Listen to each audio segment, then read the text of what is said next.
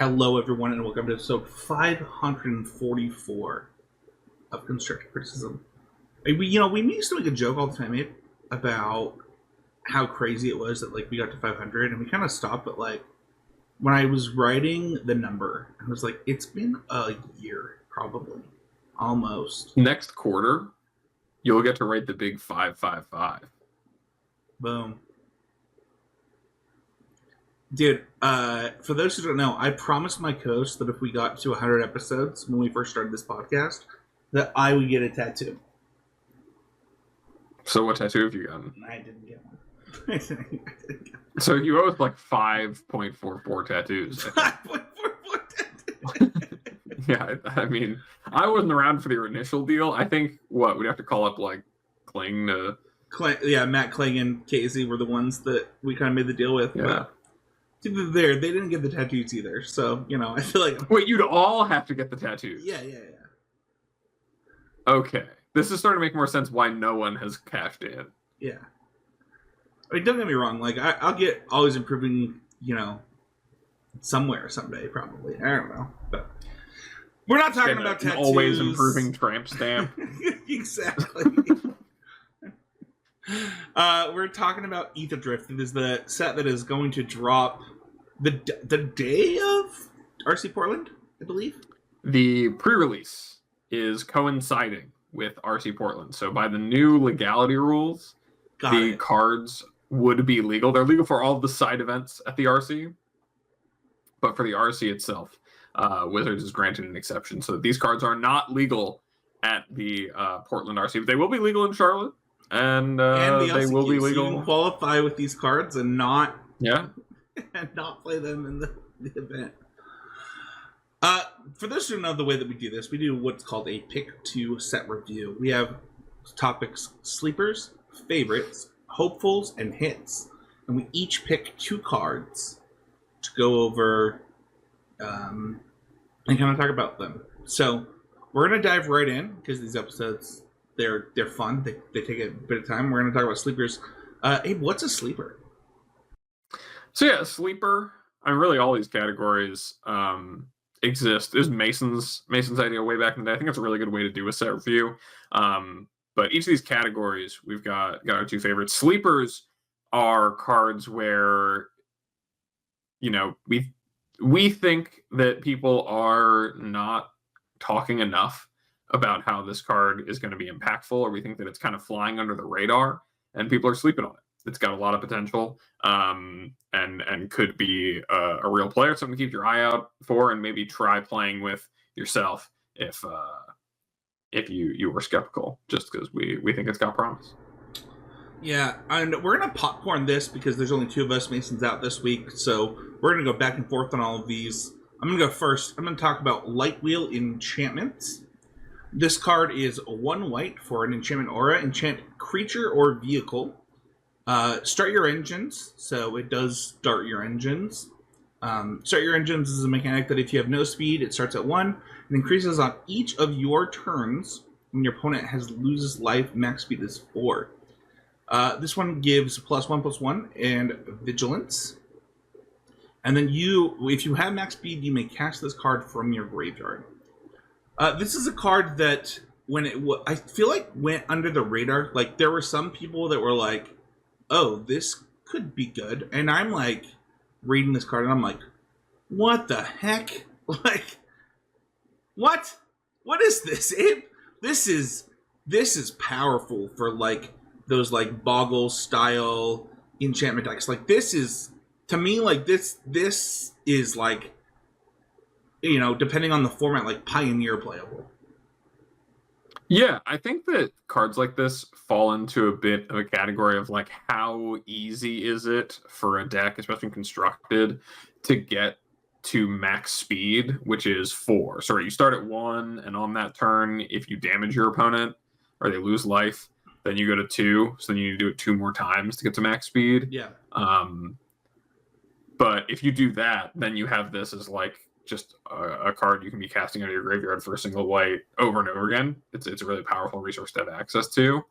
But it is almost exactly like Sentinel's Eyes, a card that has been a part of the format and of kind of the Auras decks in Pioneer when those were a bit bigger of a thing, and in Arena and Historic a few years ago. So it's a card that has potential, plays well with a lot of things in the format, and certainly has that opportunity, and even just as another way to maybe get value in a max speed deck, or if you're trying to like cast multiple non-creature spells, or if you have a value in stacking an enchantment, or any of the cards with Valiant, right? If you're looking for a way to enable Valiant multiple times, if you have some of those cards like Hearthfire Hero in a kind of a red-white prowessy or aura-y deck, this is another way to make sure you have more ways to trigger that more often. So you can definitely see where this has some potential. It's not outside of the possibility there at all. Talk to me about imitation tactics. Yeah, so my first sleeper is Intimidation Tactics. It's a single black sorcery. It says target opponent reveals their hand. You choose an artifact or creature card from it and exile that card. I didn't really see a lot of people talking about this card in particular, but I know that you missed a part. Oh yeah, sorry. This card already seems great, right? It also has cycling for 3 mana. Did I mention that? No, you didn't. Did I mention that? Or just 3 generic mana, you can just cycle it. So, Dreams of Oil and Steel has been a card that has seen some play in. I think I've even seen it in Modern. But yeah, modern Pioneer and Standard it also play in. Yeah. Now, that card, I think, getting the graveyard is a bit of the draw there, where it's not always dead, and you do almost always want the effect when you're sideboarding something like that in. But in Standard, where the power levels are a little more flat, and you really care about tagging the right threats, or even, if you're certain decks in Pioneer, probably care a little bit more about having the discard spell than, or maybe having their next spell, than exiling a card from the graveyard under those circumstances. This has the best fail case possible for a discard spell. But, my opponent has no cards in hand. Let me just get rid of it and draw a new one. Or, I'm playing this in my main deck, and my opponent is not a deck that plays many creatures or artifacts. Maybe it's best for me to just sit back and wait till I have a few extra mana and cycle this. And so, yeah, I think it's just a really solid effect. The spell itself is really good, and it just has cycling on it. And it's definitely a card I think could be really, really strong in Standard and in other formats as well. Especially given that, I've been thinking a lot with this set how it's it's really a vehicle set. We'll kind of get into, I think, some of that. I'll just talk more about it if you're not familiar. It's definitely an artifact and creature set. But with Go for the Throat being one of the best removal spells in Standard right now, and a lot of artifact creatures coming into the format, it just presents an additional answer to kind of that breadth of things you're gonna encounter. And at 1 mana with a really, really high floor of just I can cycle this card if I need to. I think it's got a lot of chops. I don't know if you have any other thoughts on it, Spencer. No, I think that this is the perfect example of a sleeper where it's people will read it and they're like, oh, this is a discard spell, whatever. But it's okay, but where does that contextually lie? And also the cycling, how often do you draw Duress and you're like, oh man, I really wish that this was any other card in my deck. And you're like, oh, this can be any other card in my deck. So, especially as games get long, I know it doesn't happen that often, but it used to happen a lot more. It's oh, if I draw this discard spell, it's dead. Now it's not, and that's huge. Yeah. My next sleeper is Webstrike Elite. This card is green for a Insect Archer Reach 3/3. It has cycling for X green. When you cycle this card, destroy up to 1 target artifact or enchantment with mana value X. So not this set. Not this last Standard format, but the one before that. I tried a lot of different mono green, put counters on my dudes. I think there's 2 guys that care about a creature bigger than them entering, and then they get bigger type of stuff. And there were just not very good 2-drops for that deck, and most of them were not worth. And this one is modal. And I honestly, like, can you imagine, like, just, like, turn one play a guy, turn two play this, and, like, now your guys are as big as all the mouse stuff? Like, that actually kind of sounds really good. And also, like, I think we're entering a format where, like, everybody's mana is really good. And so having the cleanest mana in, like, a mono green deck becomes more valuable. I don't know if it's true. Like, I saw 0 people talking about this card. And I think it could end up being pretty good in Standard. And one that I wanted to talk about. Yeah, this card also stood out to me. I almost put it on my list. I just think that a card that is like green 3/3 reach is already like a decent enough stat line if you're a deck that just cares about stat lines to play. And then the added kicker of not only having cycling, but cycling giving it a mode of interacting. I mean, you're not killing leyline binding with this thing, but you know, in formats where your opponent might have some cheap artifacts or artifact tokens, or you know, like Chain to the Rocks cards, right? Like 3 mana for a disenchant at instant speed. This is kill a clue, draw a card. Like, let's go. Yeah. I mean, if your opponent's tapped out, you can tag stuff like that. If they have, you know, really just a lot of times you care a lot about killing the right thing, and having your 2-drop that's good on 2 and also is like a good 5 mana answer to like an Oblivion Ring style card.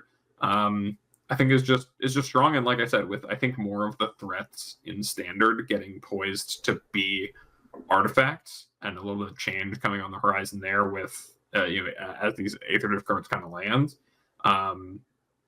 it could be a pretty big deal. Talk to me about Dredger's Insight. Yeah, so my other sleeper is Dredger's Insight. It's a 1 and a green enchantment that says whenever 1 or more artifact and or creature cards leave your graveyard, you gain 1 life. And when it enters, you mill 4 cards, and then you may put an artifact, creature, or land card from among the milled cards into your hand.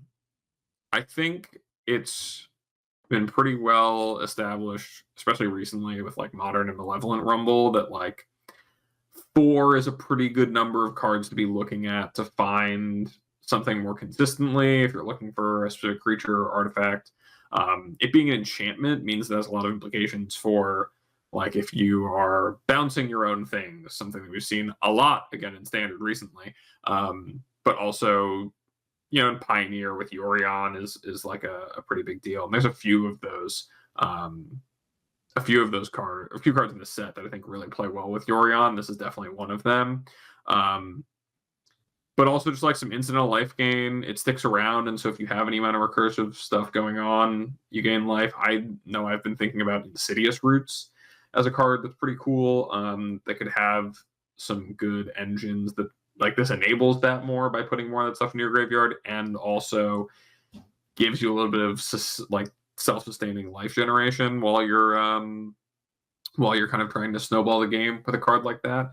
And so yeah, I think it's just a really solid role player. I think it's got a good amount of potential, and I don't think that I've really seen many people talking about how it's the only thing I can think of you can actually flicker or like repeatedly use that does this, that like looks like fuels your graveyard and finds you the things you're looking for. I think the thing that I will say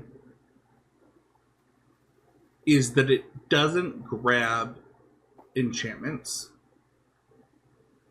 And if it did, I think that it would be like a slam dunk in this Standard format, because it could grab oh my gosh, how am I playing this?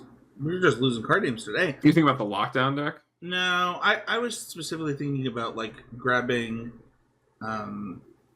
Storm Chaser's talent with it. Like, so like, you know, the Seed of Hope is a card that like a lot of people are really low on, that like the Terror decks play and that other decks play, that but it does grab Storm Chaser's talent. And in all honesty, if this card just grabbed a permanent, I think that it would be like one of the best cards in the set. Yeah, I mean, I think I was saying about like Malevolent Rumble. I think if you just put in Malevolent Rumble without making an Eldrazi spawn, that card is like almost too good for standard. Sure. Like in all honesty, like it's a very very strong spell to just impulse for a permanent in green like that and fill your graveyard. Which is why I think that like Mulch was a card that we played in standard. I mean, 10 years ago, but like Mulch is a card that because of what it does of look at 4 cards, put some of them in your graveyard is already strong enough. So. Yeah, definitely. I think if you tune this up much higher, it would be certainly like way good. Like the scroll shift control decks. With temporary lockdown. Like if this could just grab a lockdown, I mean, it'd be no question you'd be playing. That's what I'm saying. Like maybe it would be too good if it could grab an enchantment, but like, dang, would it be sweet? Like I mean, I would play. So well, it goes from being maybe, and like keep your eye on it to like slam dunk. Yeah. Also, we shouldn't talk about what cards don't do in this set review. When I first read it, I thought it did that, and it was gonna make my hits, and I was like, oh, it doesn't do that. No, but it does gain you a life, and honestly, life gain underrated. Underrated these days. So enough about our sleeper, Spencer. Why don't you tell me about some of your favorite cards in the set? Now, I don't think we need to explain what favorites are. They're the ones we like the most. I know I just did it. I just said we don't need to, but I did it. But Spencer, why don't you tell me about your first card? That's one of your favorites. I don't know how to say the name of this card, but it's Agonosaur Rex. It's a dinosaur. It's green 3 for an 8/8 trample. That's large. I'm gonna finish reading this card, then I want to talk about something. It's got cycling for green 2. Why does it have that? And then, when you cycle this card, put it up to 2 1/1 counters on target creature or vehicle. It gains trample and indestructible until end of turn.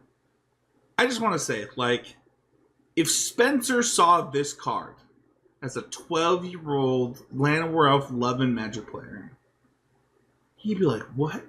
This is the greatest card ever created. I mean, to be fair, at the time, this might actually be the best card ever created at that time, 20 years ago. Or, it's more than that. That's sad. But what in the world? This card's so cool. One, I actually think that, like, we saw a Dinos deck 2 RCs ago, was it? That, like, kind of took the world. But didn't we have a Dinos deck top 16 like 2 Pioneer RCs ago? People were like, what? That's dinosaurs. Like, that's just a normal dinosaurs deck. And I listen, I'm not about to, like, tell you that, like, dinosaurs is going to be good or whatever. But this card is so cool.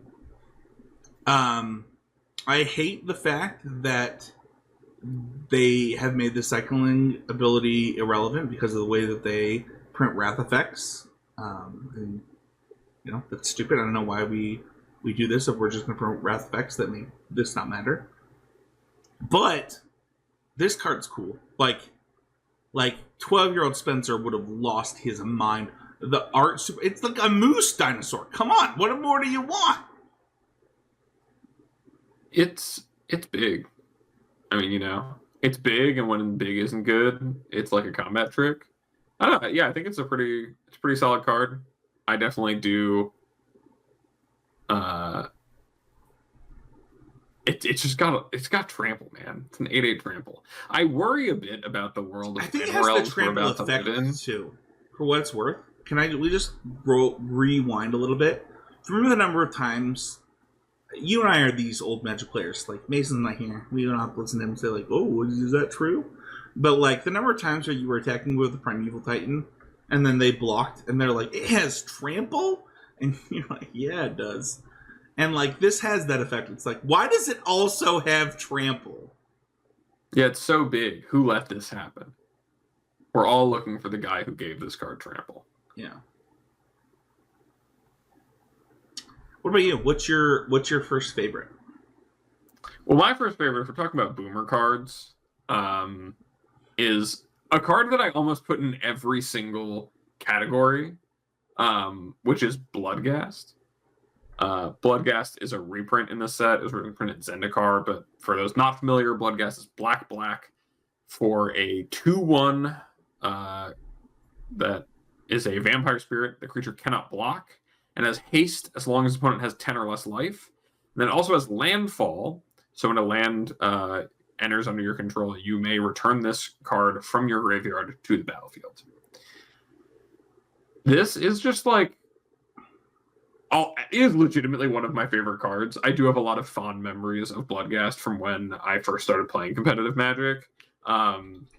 Bloodghast was like a card that was tech in like one of the first standard decks I ever really built and worked on, which was like a mono black mid-range deck that could probably never beat Caw-Blade because they had sort of Feast and Famine in it.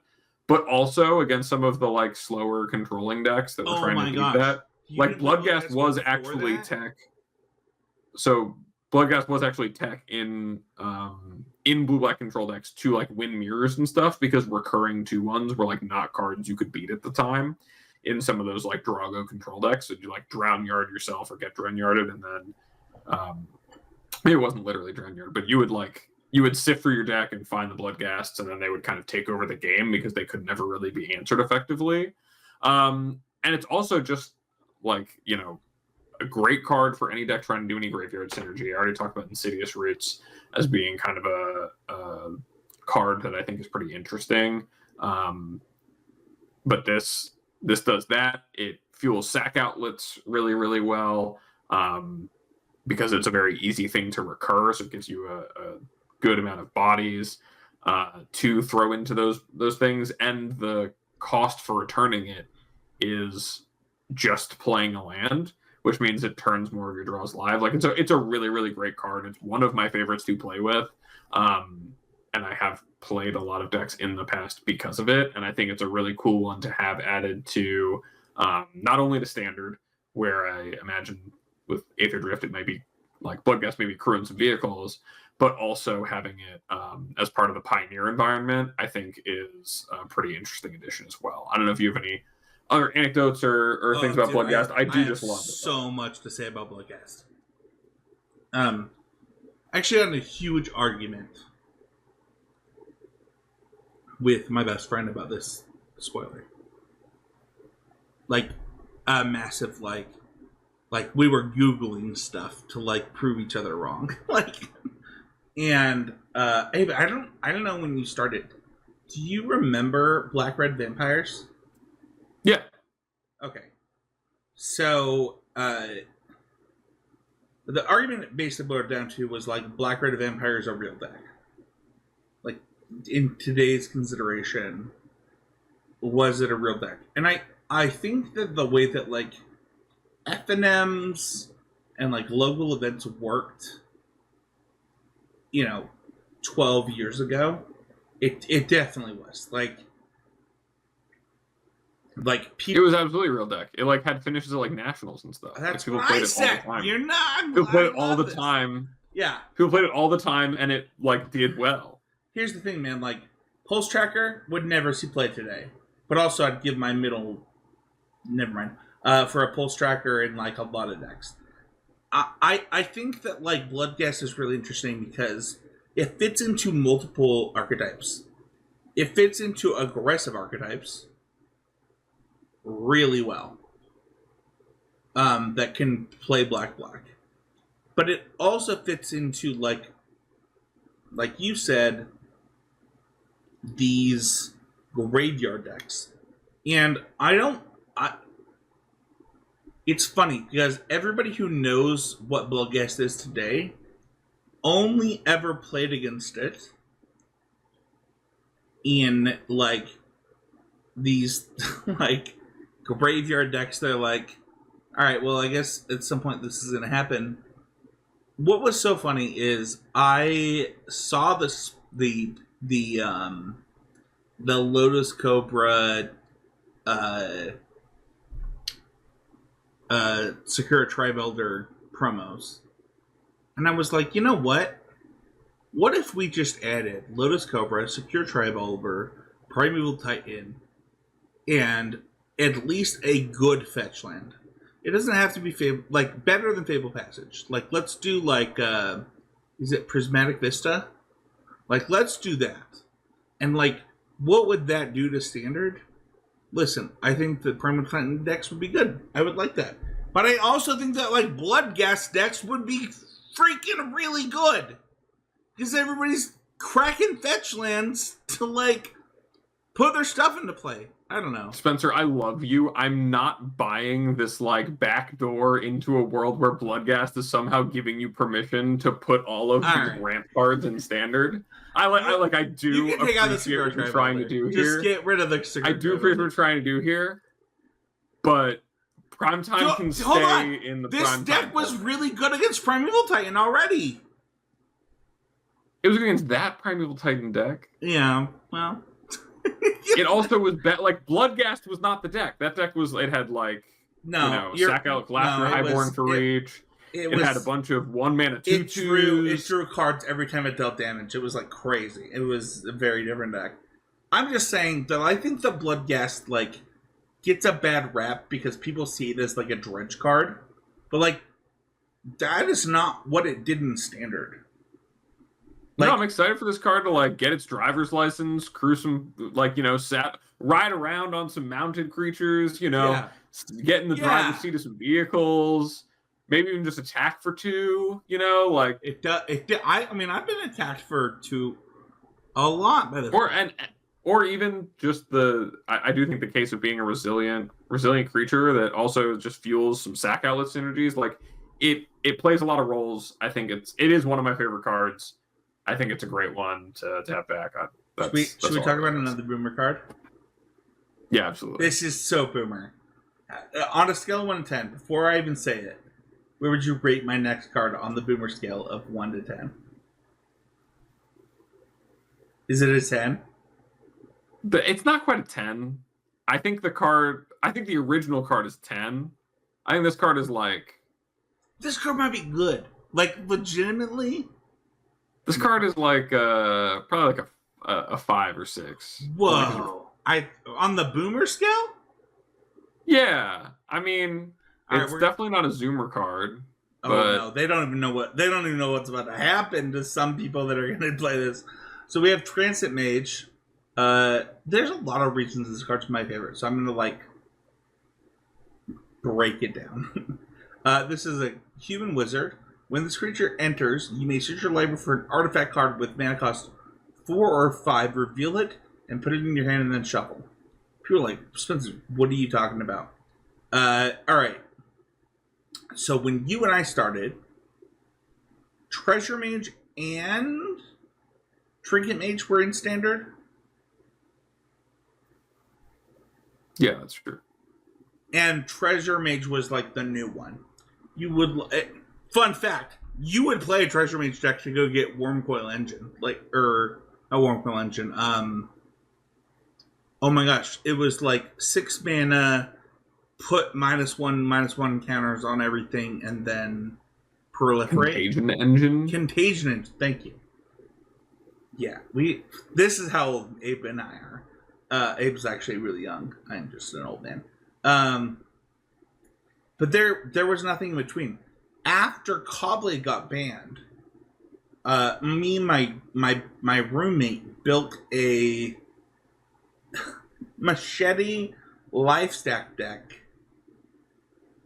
After some of its Mystic got banned, there was like a Squadron Hawk deck that used Trinket Mage. That like he actually won one of his FNMs with.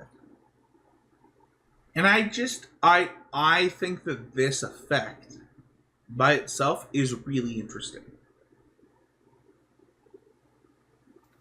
What do you want to tutor for? Oh, I have no idea yet. I don't even care. I just like that this card exists.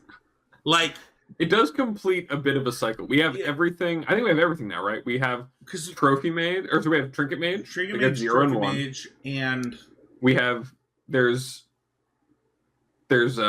one from Modern Horizons that gets 2 drops. I forget its name, but there is one that gets only 2 drops. I think there's a 1, a 2, and a 3. Then there's Trophy Mage, which is 3s. This is 4 and 5, and then Treasure Mage. That's 6. That's 6 and above. It's 6 and above. That's actually important. Yeah, it's completing the cycle. Additionally, I don't know when this card was printed, but like this would have gone the One Ring at some point. That's true. In some formats, you can still do that. It's really another way to find it. Also, I don't know if you know this about me, Abe. I'm like a huge Fall Out Boy fan. I have their entire discography on vinyl. And like, this is a bass. I don't know if people realize that this is a bass guitar on this art. But Pete Wentz is like both the lyricist with Patrick and also like writes the drums. And I don't know, like it spoke to me. Like this is so far away from like Spencer, why is this your favorite Metric? I'm like, oh, I like the cycle's completed, but also like as a Fall Out Boy fan, like it kind of speaks to me as like this bass guitar player appreciation. Yeah, bass players are also underappreciated, like in bands. I mean, this as a ska fan. Like they're like the most important part of every band that you listen to. I guess other than trumpets might be better. I don't know. But I don't know. I loved this. I thought it was the fact that it's 4 and 5, right? So like I don't know. I love this card so much. It's one of my favorite cards. I think the art is amazing. We talked before the show about the set Jumping the Shark. This is like one of the things I'm like if you showed 12-year-old Spencer this art, I'm like, there's a guitar yeah, but it's like a magical guitar that's like oozing the power of rock. Like Trolls? Have you seen Trolls? I don't have a kid, Spencer. Dude, you don't need a kid. You need to watch Trolls, Abe. All right, maybe another time.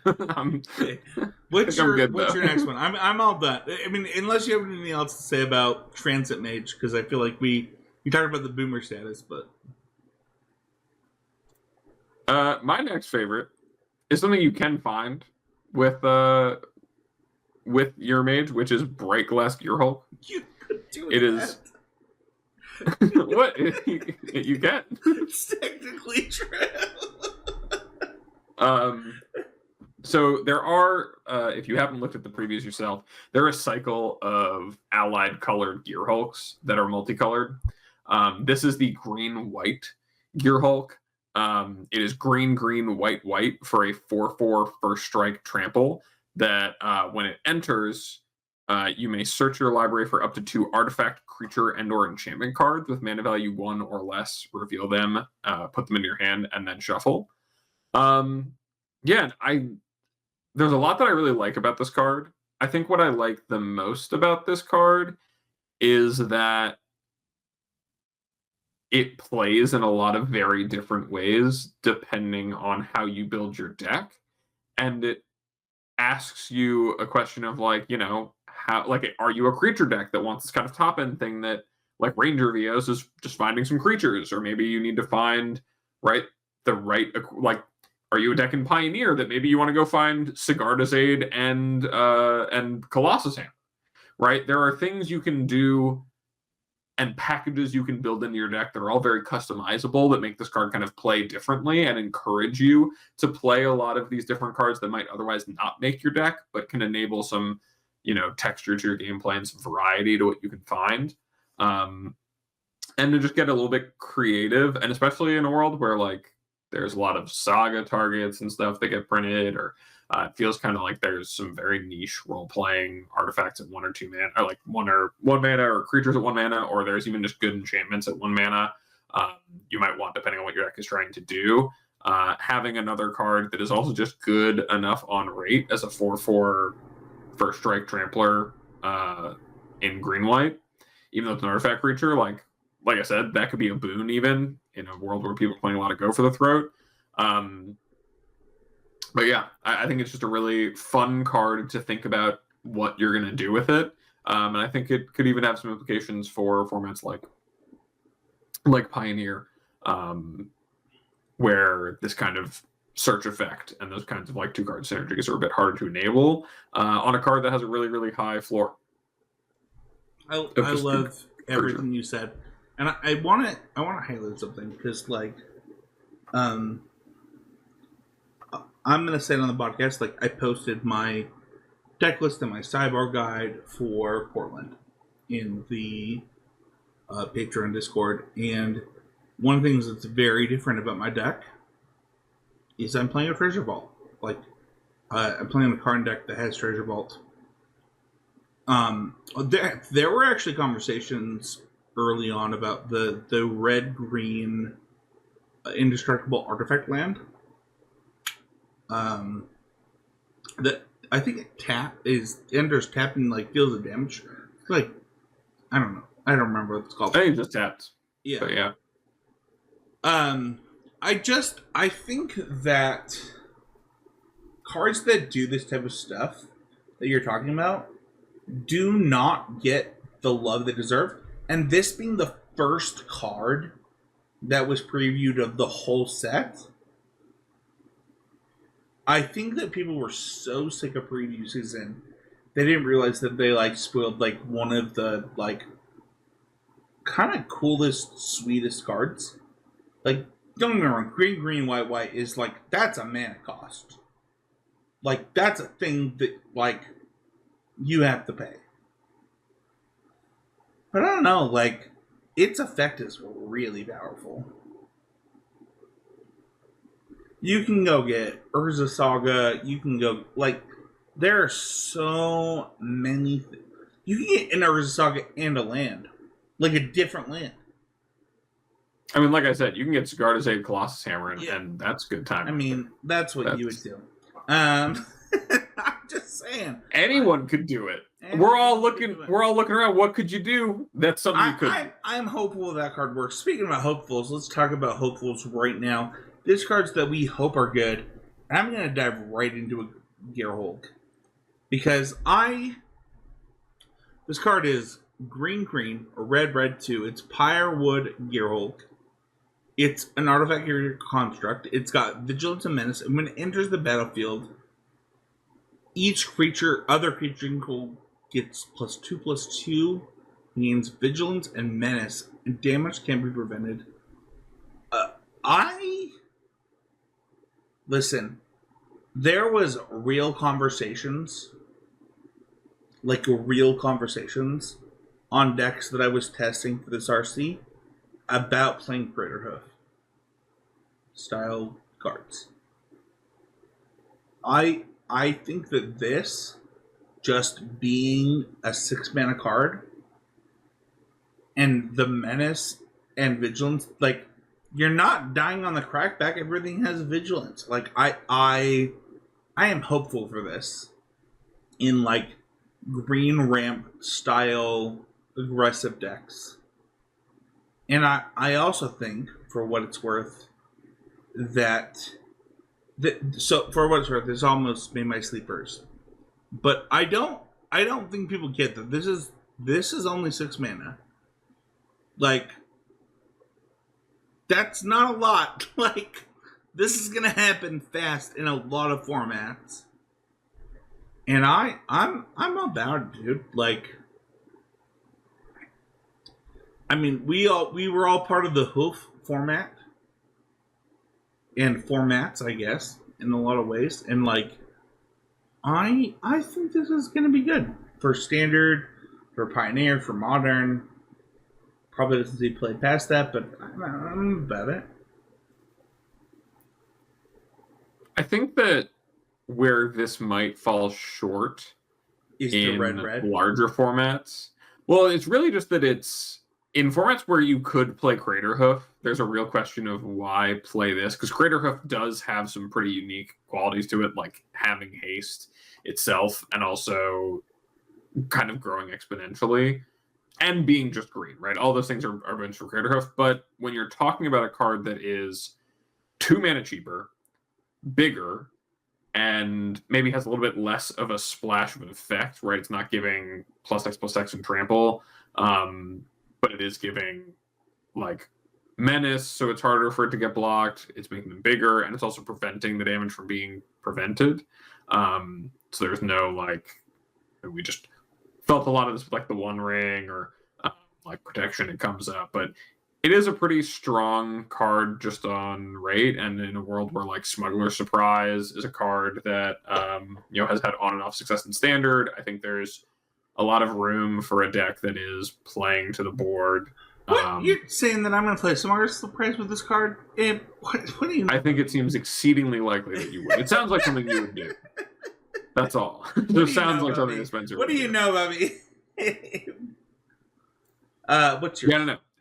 It just sounds like you. My first hopeful is Repurposing Bay. This is 2 and a blue for an artifact that says 2 tap, sacrifice another artifact. Search your library for an artifact card with mana value equal to 1 plus the sacrificed artifact's mana value. Put that card on the battlefield, then shuffle. Activate only as a sorcery. So this is 2 and a blue for Artifact Birthing Pod.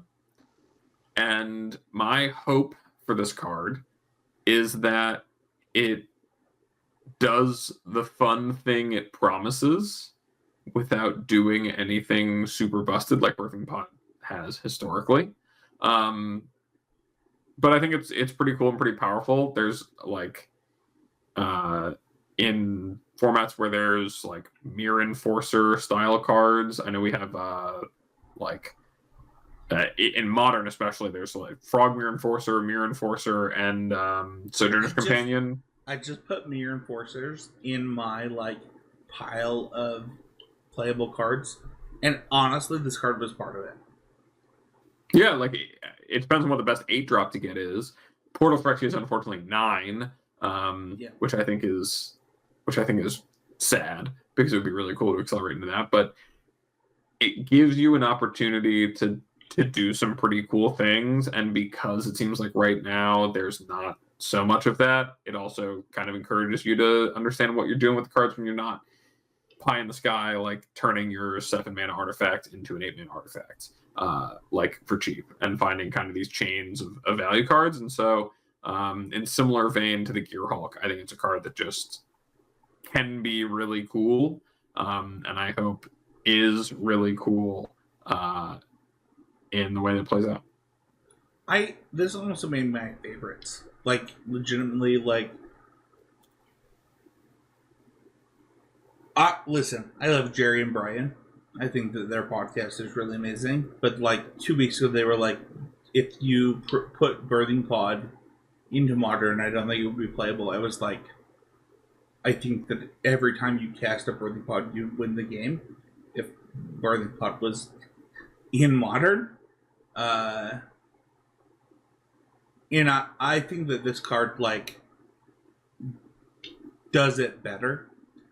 Dude, you know what's crazy? I don't know if I've ever told the story on the podcast. The first time that I played Birthing Pod, I played Twin Pod, which is, by the way, for those who don't know, my favorite deck of all time. I think that, like, Saber except Birthing Pod Splinter Twin is, like, the coolest standard deck of all time.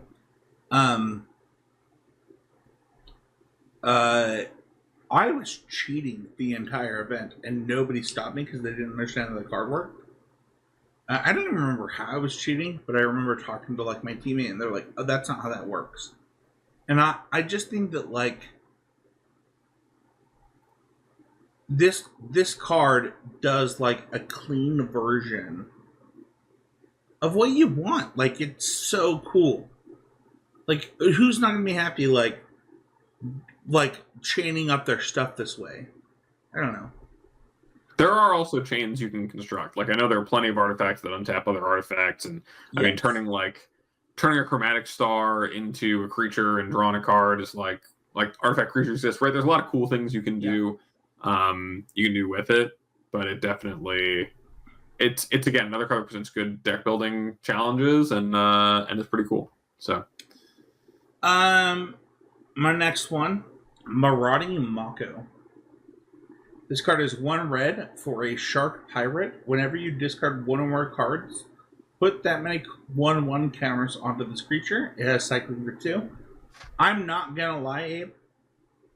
When this card was legal for Portland, I had Hollow 1 decks with it. yeah, it's definitely that good. Like, straight up, I was like, we're playing Hollowed 1 because, like, this got spoiled. Like, no one's going to be prepared. We got to do it. And that's not even comparing to, like, the Pioneer implications for, like, the cycling deck. But, like, straight up, I was about to play Hollowed 1 at this RC because of this card. And I don't know that I'm like, I am hopeful that like that deck exists because I do think the Hollowed One is like an interesting wrinkle to like the like big mana fair deck combo deck problem in this format. But also like, what are we doing? We're like giving Hollowed One like the same card that like it always wanted, but in a different color. I don't know. I think this card's like this maybe should have been a hit for me. This card is crazy. I think the card is really strong. It's definitely like an upgrade to Flameblade Adept, like pretty much straight up. I think it's hard to call it a hit because I don't think the Hollow One deck is a hit. I think so much has changed about Modern and what like matters in the format that like the Hollow One cards are like not that good, and it has some cool tools, but it also has some structural deck building problems. But this definitely solved some of those. It's got a bunch of different problems. I think there's a bunch of reasons why Hollow One does not hold up. I don't think it's really worth going into right now, but I do think that this card presents an upgrade and an update to a 2025 version of a card that a deck like that wants, that plays with, you know, Faithless Looting and Burning Inquiry, and even plays with like Artist Talent in Standard very, very well. And it's kind of like Flourishing Fox 2.0, like we had with Ikoria.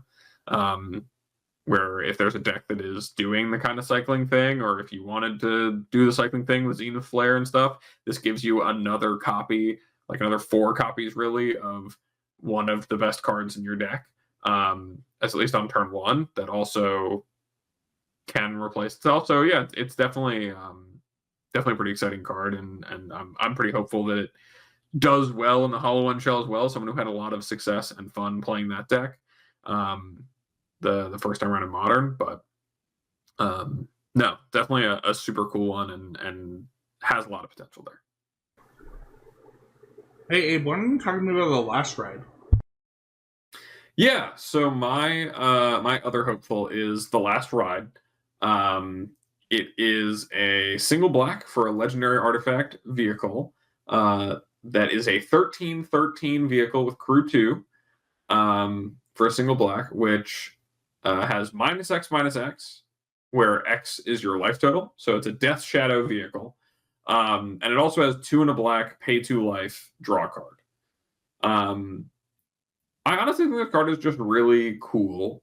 I think that like they do a lot of these cards that kind of call back to Death Shadow as a card that was another individually cool design that then, you know, has become the card that it is and defined, you know, certain pieces of Modern for a time. But I think that this has a good twist on it because it gets right to the point of being Death Shadow without being like not Death Shadow. You know what I mean? Like it just is Death Shadow that also has like additional value, even if you don't really want like, the 1313 vehicle, or you're not trying to reduce your life total, but you just kind of want a card for a grindier matchup where you can afford to spend your life total, the two black pay 2 life draw card is, a totally reasonable mode. And also it just does introduce that same tension that exists with Death Shadow of, kind of life total management and things like that. It adds a wrinkle to the game that I think is pretty fun and enjoyable. So, yeah, it's a card I'm definitely hopeful sees some play, and is a part of the format, and is definitely a card that, right, playing the first copy is pretty low deck building cost and pretty high upside too. I mean, even it's just a powerful effect. If you're able to crew it and you're behind, it means you can top deck a card that means you have a big creature to block with that might kind of slow down your opponent's assault depending on your life total. And if it's a slow game where you're pretty far ahead, it's a way to press your advantage and draw some cards with your extra mana. All of it, I think, is just really good. And yeah, I'm excited to see what happens with it. I'm not gonna lie, this almost made my hits. I think that, like, Pioneer does not have this type of pressure put on it. I think that Crew 2 is, like, such a low cost for what this card could be. Especially considering, like, a lot of the times, like, you're playing to the board and then being like, okay, I'm attacking with this thing. That, like, it's like, okay, like, you attack back, whatever. That doesn't matter. I think this card is quite good. And, obviously the downside of Crew 2 is mitigated by the fact that, like you said, you get to draw cards. Right now, Red Black Demons is, like, clearly the best deck in Pioneer. But I think that there will be a world in which this card takes over. I think it's the best performing deck in Pioneer right now. This Sure. is an aside. I still think Arclight Phoenix is the best deck in Pioneer, Okay. and I think that, like you said, there's no pressure on the format. But I do think this card is just good. Yeah. Like, it just, like, in all the cases you think about the card, it is hard to think of one where it is not good, because it is a single black, access to a card advantage engine. It is a single black access to a Death Shadow. If you have a creature go with it, it's just a really low deck building cost addition that, when you draw it, adds a lot of texture to your game and likely makes your deck better for drawing it. So that's all really good. I'm going to just add to that by saying, like, right now, Demons is the best, like you said, performing deck. And, like, the second the format gets pressure, like, that could change. But this card is 1 mana. Like, it has the lowest opportunity cost possible for a card like this in a color combination. I mean, honestly, just in a color that, like, is the... can we not argue that, like, black is just the best color in Pioneer for how many years? Like, I don't know. I love this as a hopeful for you. I think that it's really good. Yeah, I think it plays great with Thoughtseize, Fatal Push, and the cheap creatures that it plays. I think it's a great card that could absolutely fit in there as a 1 or 2. Hits are the cards that we just believe will be good. And I got super lazy on these because I actually think that they're under talked about, especially considering we're in a world where we get 3 standard seasons a year. I don't know if people realize that. And I'm going to talk about Nesting Bot first. This is a 1 white artifact creature robot. It starts your engines. When this creature dies, you put a 1/1 servo into play. And then with max speed, it gets +1/+0. This card saw every amount of hype that, like, everything that could be said about the card was said immediately when this card was printed, Abe. But it's like, wait a second, do you not realize that, like,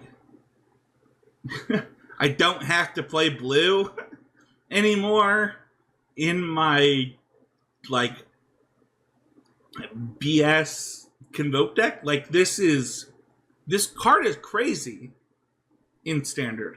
Like, I'm not saying this isn't see play anywhere else, but, like, I'll just say this, like, if this card does not win a challenge, I'll donate $50 to the charity of whoever's choice that says it first. Like, what? Like, in a world where Boros Convoke exists and we're getting a Boros land, we're not just like, oh, this fixes the other problem that the deck had about artifacts. And then also, for some reason, it's just like a 2-1 against your draw late. I don't know. Yeah, I think really, the max speed on this card is not necessarily the biggest piece of it, but I think having just a really strong 1-drop that sets your speed to 1 if you play it on turn 1, right? Starts your engines on the first turn of the game, meaning it is going to be, right, the fastest you can get up to max speed is 3 turns. So having it on 1 means that really turn 4, because this card doesn't have haste unless your opponent's losing life on your turn. Like, this is the fastest way to do it, and it is just a lot of value on 1 card. I know that, like, one of the strengths of the toxic decks of last year was just having a card like Crawling Chorus that was able to attack and trade off and leave behind additional value. And this is a card that does that, except that also, like you said, does get right, you can demolition it and get 3 goblins and get the servo as well. It plays really well with the convoke stuff, and it's otherwise just a very, right, 1 mana for a 1/1 and another 1/1 is just a pretty good rate if you're a deck that cares about that. And there are definitely decks that do. So it's one that pretty easily fits in. It was one that was going to make my hits as well, because I just think it really is, not only for the case of being good with demolition, but because of starting your engines on turn 1. Almost, I think there's like 3 or 4 of these cards that are turn 1 plays with start your engines. I'm a big fan of just about all of them. What's so funny is, I don't know if you remember this, but like, this was a thing in Pioneer for like, it wasn't for very long, right? Like the Convoke deck was like in Pioneer for like, I don't know, like 3 weeks or whatever. It like totally took over the format. Like, this fits into that deck way better. Like, I think this is a bomb hit. Like, yeah, I mean, that deck was good for, it had like a flash in the pan when it first popped up, but then it was also, before Amalia was figured out, it was a deck that was really, really strong there too. If not for Amalia, I think it would have been one of the best decks in the format. So I think it trickled down backwards, right? It was a deck that like was good in Pioneer, and then they realized they could build in Standard. Yeah, exactly. It's supposed to be the other way around. Exactly. Your next one almost made my list. Why don't you talk about Basari? Yeah, so my first hit is Basri, Tomorrow's Champion. It's a single white legendary creature, human knight, 2/1, with white tap exert Basri to create a 1/1 white cat creature token with lifelink. So to exert a creature is you tapping it, you don't untap it the next turn, or during your next untap step. And it also has cycling for 2 and a white, which is already good on legendary creature, and especially on like a Savannah line. It's not always the most impactful creature, but it also says when you cycle this card, cats you control gain hexproof and indestructible end of turn.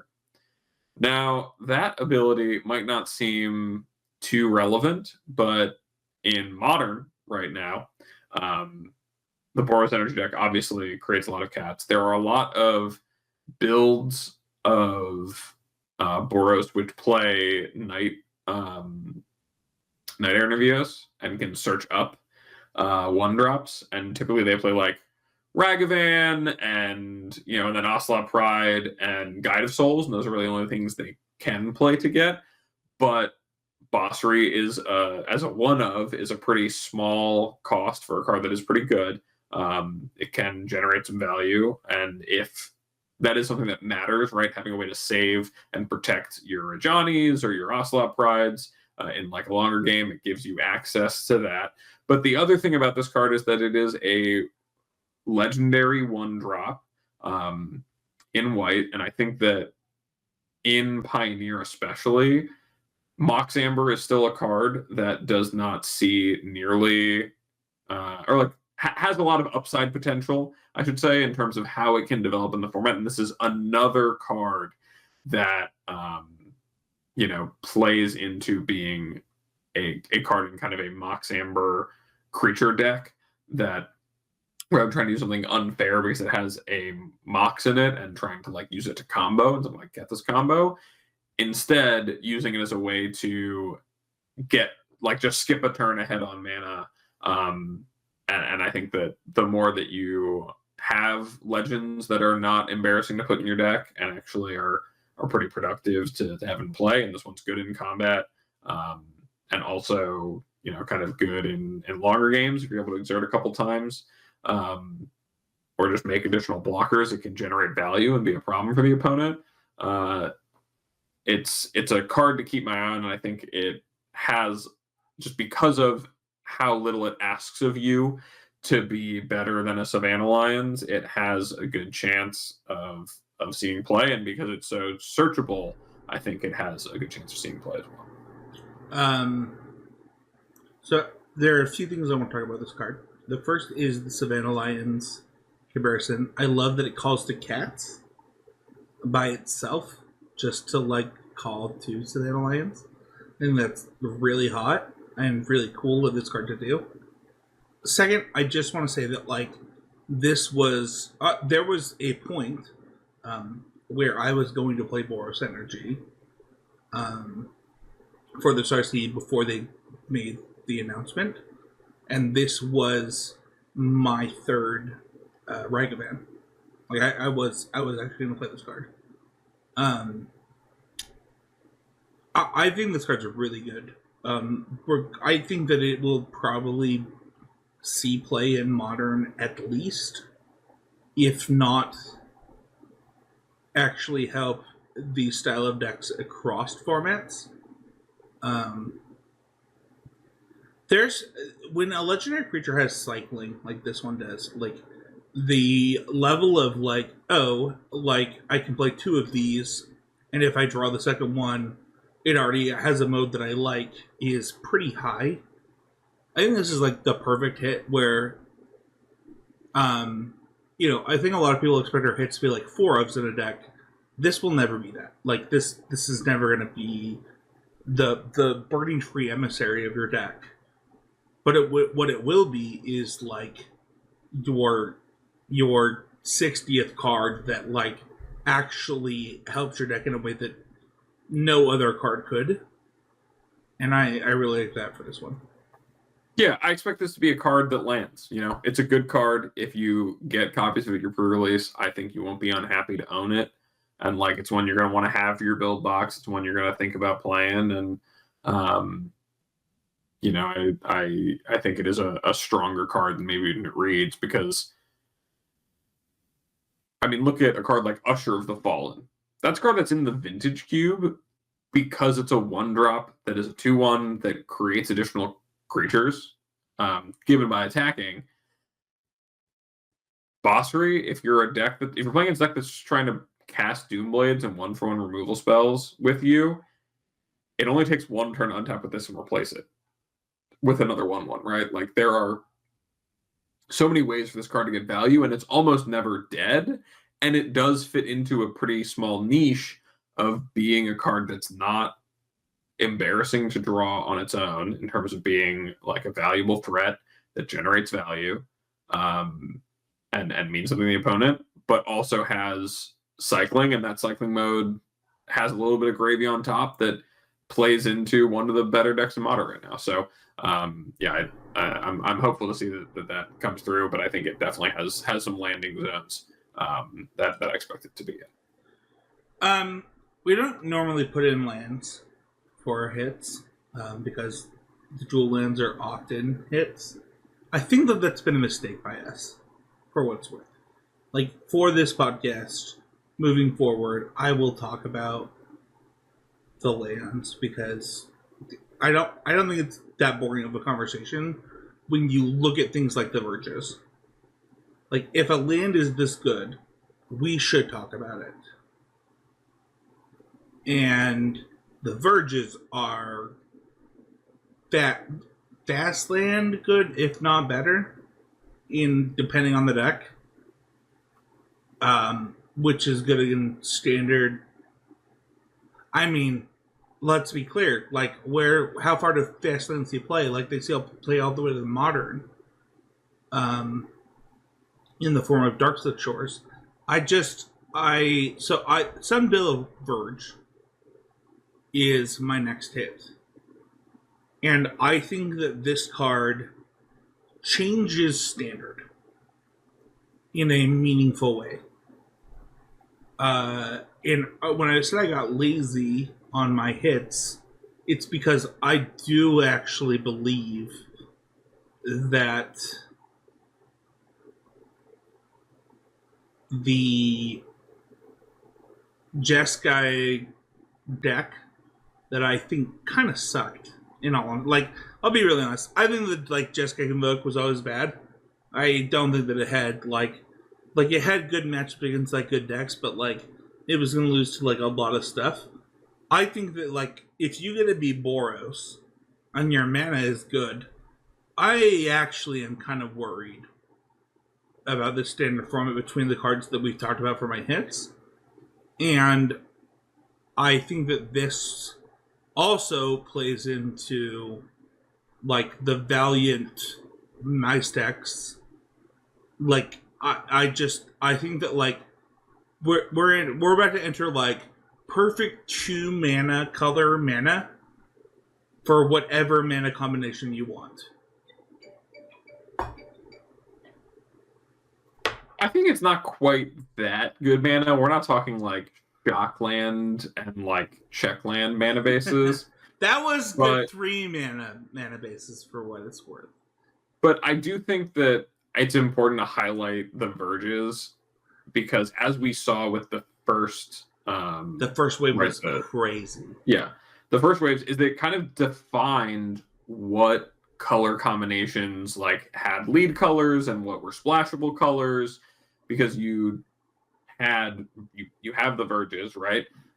So which one, like, what is your colors you're trying to spend in the first turns, and then what are like the colors you're trying to have access to in the mid game, and kind of dictates a little bit of your mana curve in a way it's interesting and tells, like, I think the more Verges you have in the format, the more it kind of tells you a little bit more about what your mana base can and can't do, because the more it's taking up basic land spots, the less they're going to be on. Well, I think that's why I highlighted 2 colors, right? Like, this does not affect 3 color decks, which I think was talked about in our Discord for the patrons today, Abe. But they're like, well, Verges don't help Abzan or Sultai. Like, they don't do that. Yeah, they don't to the same degree. They do kind of facilitate, the ones that have overlap can facilitate double splash 3 color decks. Okay. But those have to be like centrally 1 color and then splashing the other 2 colors. I think that it is important to know that it does change kind of the value of your early turn plays, because you will want to play these Verges, but like you might not want to play these Verges in your red-white deck, because you don't want to play lands that only produce white in your red-white deck super often, right? You might only be trying to play like the... Well, this is my point, right? Like, this doesn't make Naya Mice, which would be like, then like if we had perfect mana, Naya Mice might just be the best deck in standard, right? But like, right. But what I'm saying is, I don't think this necessarily even makes Boros Mice much better. Yes, because all of your threats that you want to play on turn 1 are red cards. Yes. So right, that's been an advantage of the Gruul Mice deck, is that you have all of your sources to start as red for the most part, and those are like really important ones. So I think it is really good to highlight these, and this one especially. You're looking at like the Boros decks, really the Boros Convoke deck that we've talked about and alluded to a little bit, and I'll talk about my next hit too, has a lot of white 1-drops that are its best cards, right? And then on turn 2, it cares a lot more about having red sources, really, as the game goes on. Let's actually talk about your card, because this was almost my hit as well, and that's a Voyager Glidecar. Yeah, so my last hit is Voyager Glidecar. It is a single white vehicle that is a 2/3 with crew 1, and when it enters, you scry 1. It also has tap 3 other untapped creatures you control. Until end of turn, the vehicle becomes an artifact creature and gains flying, and you put a +1 counter on it. So it's very similar to Warden of the First Sky in that it is this kind of scaling, growing vehicle like threat you can play on turn 1, smooths your draw a little bit, and kind of grows out of range and flies over for damage. The difference being that unlike Warden, which can tap artifacts, this can only tap creatures. And also unlike Warden, this just should never die to cut down if you have anything to say about it. And is probably talk about that. Like, what does that mean for the listener? So because you can crew it rather than crewing, you can activate it by tapping 3 creatures and putting a counter on it. That will make it a 3/4, meaning the cut down cannot kill it. So is most it of the not a creature before it gets the 1/1 counter? No, that is part of resolution of the ability. So I when did know you, that, but I just wanted you to say. Yeah. So when you activate it, it's going to become a creature at the same time it has the counter. So there's no window in which if you do that, your opponent can cut down your vehicle. And also, because it's an artifact creature, it can't go for the throated. So it will take time for the removal suites to adapt to kind of this change, but this is one of the things I think will early on take most advantage of it. It's a 1-mana artifact that you can scry with, so even though it's probably not ideal to have to use a demolition on this, you could. It also is just Boros got the most love, right? Like we're just agreeing.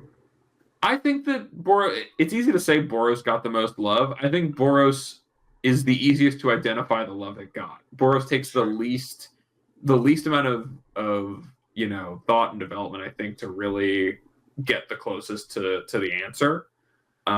Because a lot of it is just demolition things and get ahead on board and cast recruiters and convoke out knights. But I think that this card plays really well with all the things it's trying to do, right? Trying to play a bunch of creatures cheap, and then it consolidates that power into a vehicle, which means you're a little bit more resilient to most sweepers that you'll face, except for, it'll get caught by lockdown still. A lot of the same hate that still applies to Convoke will apply to this card, but you have a little more agency around when it's active, and it is another way for you to installed boards. Let's say you're playing a mirror match, like funnel your creatures into additional power and value on board, and leverage those to progress the game forward in your favor. So I think this card is really strong. I think the rate on it is just good. Crew 1 is very easy to accomplish on like a 2/3, and so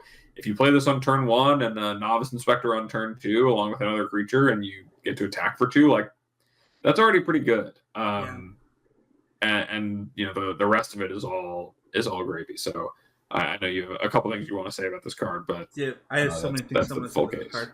This was almost one of my hits. Mason actually talked me off of it. He's not a believer. I disagree with him. We had a conversation. I just think that this card, like, in that specific standard deck, this card does everything you want. Like, let's pretend, like, let's just look at it on its base level, where, like, I want to draw the right part of my deck so that I can win on the right turn.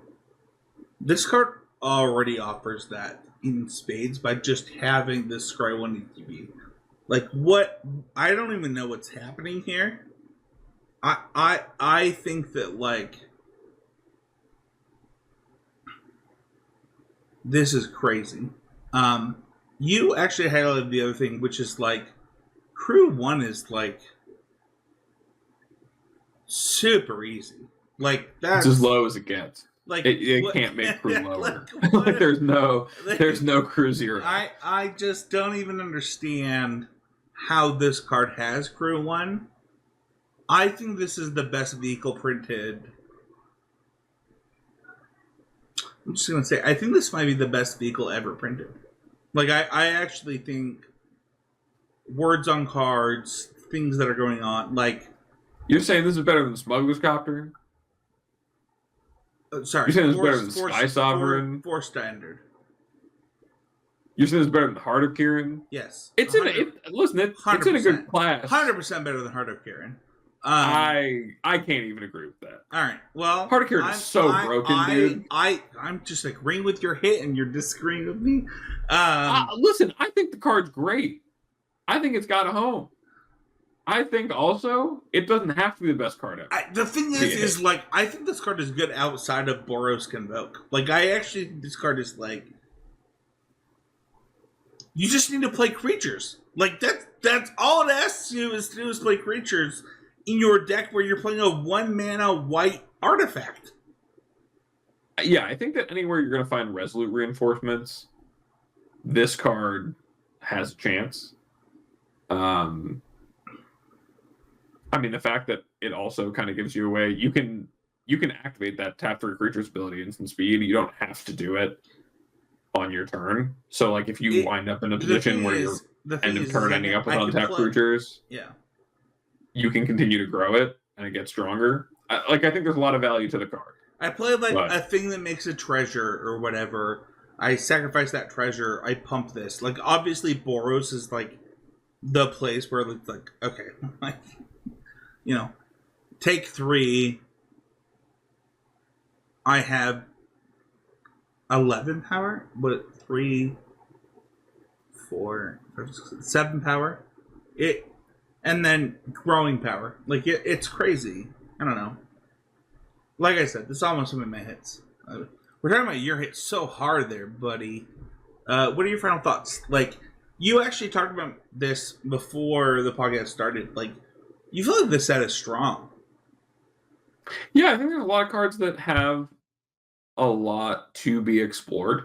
I think that it's going to be interesting to see how these cards impact the format at large and find their place and see what that place really is. I mean, there were a lot of cards as I went through it, kind of caught my eye, and I was like, oh, maybe this is good, or like it's a little weird that because it's hard to evaluate because I haven't seen these cards before. Like it's a lot of vehicles, or a lot of like vehicles synergies matter cards, but like, I mean, there's also a lot of cards that just have a lot to them, and therefore I think have a lot of potential. So I'm excited for kind of how some of these cards wind up actually performing and seeing how it works out. I think Start Your Engines is a pretty sweet mechanic that I hope plays pretty well, and within that, I think it's going to lend itself to be a pretty fun format. I think I love Start Your Engines as a mechanic, and like that would be like my first thing is like I like rewarding people for like it's funny because I don't know like rewards them for being on the play. We'll see how it plays out, but like it rewards them for like taking aggressive lines, which are also the most punishable, right? So like I don't know. I like that part of this set. I will say this. I was waiting to this part, but like this is maybe my least favorite Magic set of all time, just from like an art, stylistic, and like tonal perspective. But as we talked about it, I got really excited. So like maybe I'm wrong. Like maybe I'll love this. Like I love Outlaws of Thunder Junction because like I'm a total cowboy, but also like I love sci-fi. So like I don't know, maybe it'll be good. If you want to join, the best way to support the show, you can go to untapped.gg. We actually had a patron post their untapped.gg stuff in the Discord. We know that you're using it. It is the best way to support the show. Every time you download it, whether or not you use the premium, we do get $1 and we appreciate it. The swag store is the other way to help the show. Abe, I just bought you a mug. It's true. I'm gonna be drinking so much tea out of that mug. I was like, I realized that I had once bought Mason stuff, and I was like, Abe, we're on a call right now. Like, let's just buy you stuff.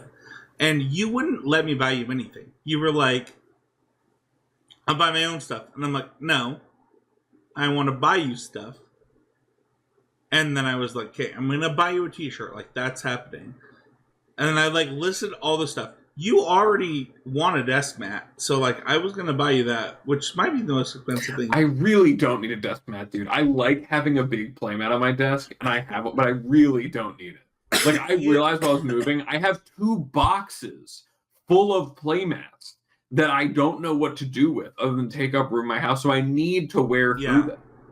Like these 2017 IQ playmats, I go through one at a time. I don't have a playmat on my desk right now. I think that everybody saw that I like got a new desk for Christmas, but I thought for sure you'd be like, yeah, that one. But we did buy you a t-shirt and a mug, so good for you. That way I can do a nice photo shoot, put it on Blue Sky, you know. Let people know what they're missing out on. I did the mug differently than most people do it. And I think it sells less, but I think that it is better. I actually did the image of the mug on the outside of the handle rather than on only one side of the holding. Because if you're right or left-handed, it only goes on one side. But regardless, it's always on the outside if you're talking to somebody and they're to wherever you're at. I don't know. Makes sense to me. All right. Well, we'll take it. There's no Pick 2 set review. We have no new patrons this week, but if you want to head on to patreon.com/ccmg, it means a lot. Where we'll answer Patreon questions, things like that. You can join the conversation at whether it be CCMG on your favorite social platform or the daily discussions on the Patreon Discord or things like that. You can also join the public Discord where all of EZM media, whether that be drafting archetypes, Neat to Nerd, Smash 3 doesn't exist anymore. We're not going to do it till the new game comes out. Things like that. Head on over. We did get a YouTube comment that it was my fault, Abe. It is we're not getting fault. YouTube comments. It is Spencer's fault. It's definitely not my fault. I feel like I don't know. I feel like no one could say it's my fault. I only feel like I support YouTube comments. And what was so funny is I responded, I was like, what? If anything, it's my fault that this podcast lasted 2 hours, which you're welcome for last week. I'm going to say, if you think it's Spencer's fault, comment below. Yeah, let's go. I'll take those comments. Thank you so much. You can follow me at Spencer13H on Blue Sky. Abe, you're only on Blue Sky now, right? You're more nothing. I still have the Twitter account. I honestly don't really check it, except for the fact that I've got so many years of news and then random sub communities of speedrunning and stuff that I follow. So I still have it, but I do not actively use it. I don't expect to be posting there. So if you want to keep up with me, Blue Sky is definitely the place. And also the DMs don't do that thing where it filters people out aggressively. I realize now that some people had. So if you want to get in contact with me, I would say the best ways are to DM me over at Blue Sky or email me at morenothings@gmail.com, especially regarding anything regarding coaching. I'm going to say moving forward, that's going to be the best way to get in contact with me. I have More Nothings on just about all platforms, though. Spencer, where can people find you? Yeah, I already talked about Blue Sky. I do have some openings after Portland for coaching. I've really enjoyed, to the only 2 of you that I've let in, I just want to be clear that I've really appreciated our time, but I do want to open that up as we go into, is it Massachusetts? It is, right? It's Yeah. Well, there's Charlotte. Oh, is it And then Charlotte? I'm wrong. Charlotte I'm is wrong. next month. And then there is Hartford and Minneapolis is the next season. The current qualifying season is for those RCQs. I'm only going to Minneapolis. Like, I'm not, even if I get into a finals of an RCQ, I'm not going to Hartford. They're like back-to-back weekends. I think it's gonna be a very small amount of people. I'm not doing both. And I think I've actually never been to Minnesota, so I'm really excited. But yeah, Blue Sky is the best way to get a hold of me. Also, SpencerHowland@gmail.com, just my literal name. But Mason is not here this week. We love him, and we want to be clear that he's a full-time coach. I do believe that last week he said he had some spots for the next RC outside of Portland. That's just, I think it's Mason Clark at Gmail or messaging him on Twitter, and we appreciate that. If you love us, leave a like. If you hate us, leave a comment. Leave a comment. Yeah. And share the podcast. Share it with your mom. So she can say, "What is this? What am I listening to?" in the comments, whatever. Or share it with your enemies. You're like, "Hey, I think these guys are idiots." Share it with them. Let them say that we're dumb in the comments. Or sending someone on the bus. Yeah. Tell them about us. Yeah. What you got to lose? It's appreciated. We thank you all so much. Abe, thank you so much for doing the Pick 2 set review. It is always a long episode, but it's always really fun. And I don't know. This one was fun. I didn't like the set going into this, and now I'm kind of excited. So funny how talking about Magic cards makes you want to play Magic cards, right? Yeah. Thank you so much for seeing us on next week on a brand new episode.